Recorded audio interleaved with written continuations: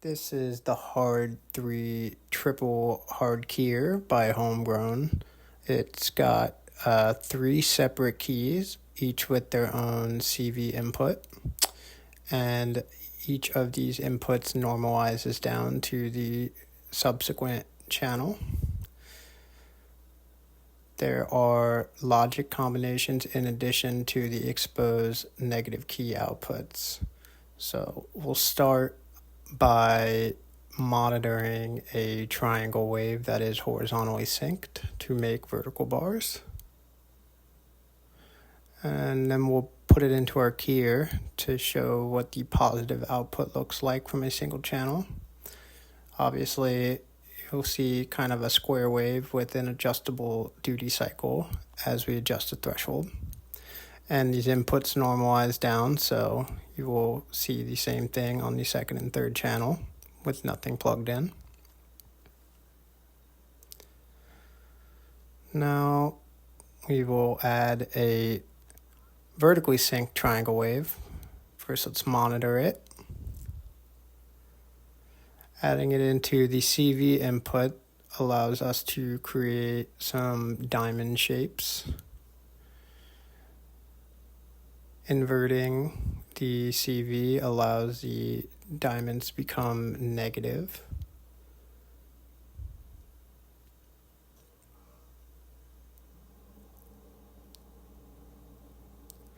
And of course, since these inputs normalize down, we can plug RGB outputs in and get some magic on every channel. And we can use the different threshold and CV controls to kind of displace each of our shapes. Obviously, where the red, green, and blue sections overlap, you'll see white. Where the red and blue overlaps, you'll see magenta. And where the red and green overlaps, you'll see orange. You can use the threshold of one key channel to CV the threshold of a subsequent CV channel to create a window key.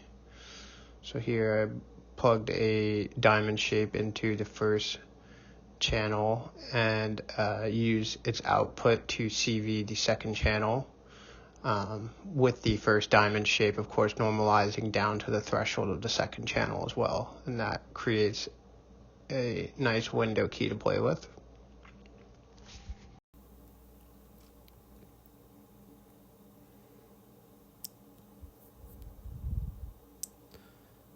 The HARD3 also features some exposed logic outputs. So we just put a saw wave into the second threshold input, and we'll monitor the resultant output from the second channel.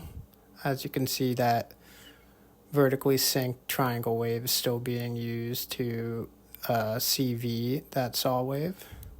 Switching to the logic output, we have a 1 XNOR 2 here. So the output of the first comparator is being XNOR'd with the output of the second, creating some interesting new shapes.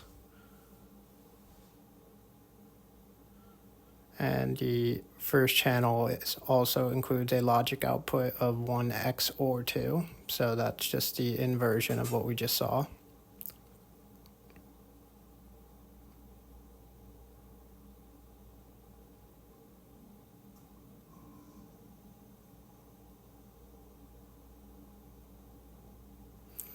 You can also use the logic outputs to input back into subsequent channels to make for some interesting, albeit noisier, feedback patterns.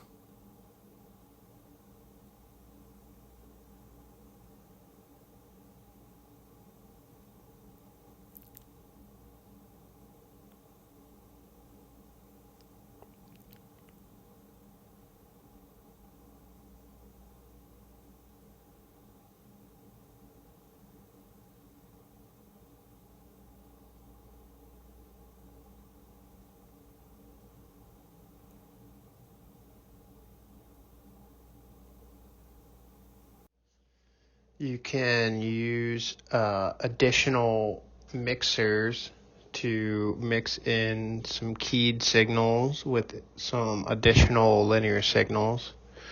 Here I'm using two subvert dubs, one to sum a horizontally and vertically synced sine waves to the keyed horizontally and vertically synced triangle waves. And so I'm sending the sum from one subvert dub into the input of another one, which is summing the output of our HARD3 keyer. And this can get us some more complex patterns to play around with.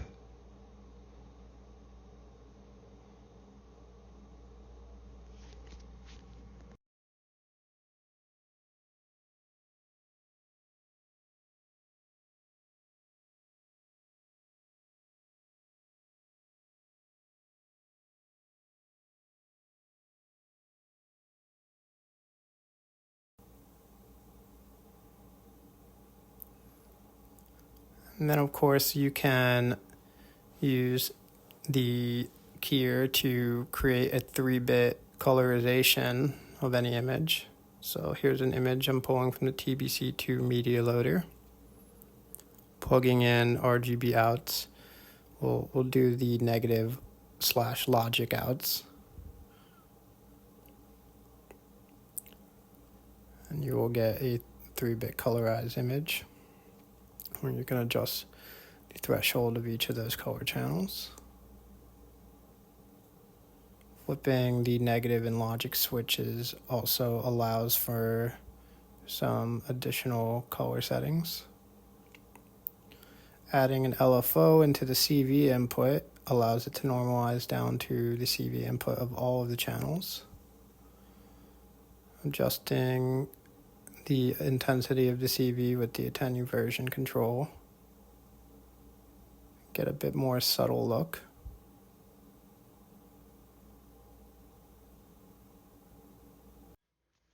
We can take the output of our 3-bit colorized mix and put it into something like a Foxing Hour Daisy RGB matrix mixer, and that will allow us to deviate a bit from those standard RGB color space and give us some more interesting hues to play with. And yeah, that's the HARD3 keyer. Of course, this is only a demo to show just what is possible, but there are obviously further possibilities that could be explored. I hope you enjoyed this video, and stay tuned for the release.